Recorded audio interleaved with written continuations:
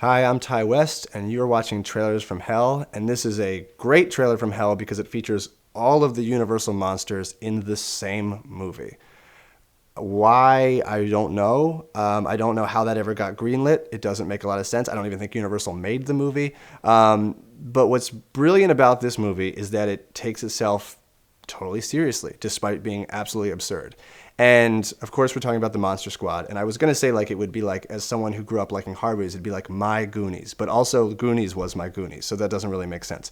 But if you like that and you grew up around that, this was the one that I latched onto because I also liked monsters. So I got sort of an adventure on one hand, and then this was sort of like the monster version of that. And I also really like movies about young people who adults think are crazy, but the young people are actually right. And this is one of my very favorite one of those type films. You know who to call when you have ghosts. But who do you call when you have monsters?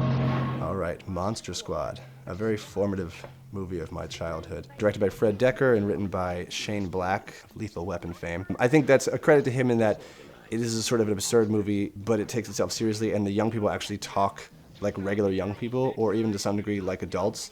And that's, I think, what's so refreshing about it, is to hear kids swearing, or to have kids like have an attitude or go up against authority. Also, like, his parents in this movie are like going through a divorce and always yelling at each other, and that's like very dark. There's a lot of subtext like that, or Scary German Guy is pretty heavy subtext to have this like nod to like a Holocaust victim in this like youthful movie. And I think that's what, for me, makes the movie great, is that there is a lot of subtext to it, and there are these sort of like adult themes, even though the concept of the movie is like preposterous. Also, from a monster standpoint, the Stan Winston's designs are amazing. This is one of my favorite Wolfman on screen ever. And again, it seems crazy to say that's from Monster Squad, but I really think it's an amazing creature design, and John Grice does an amazing job with it.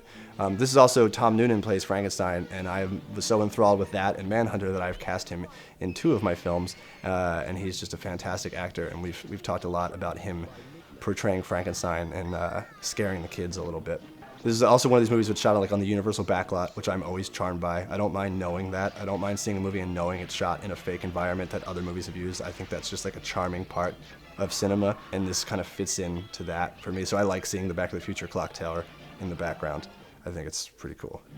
Wolfman's gone mad. Also, that's the most like memorable line from my childhood.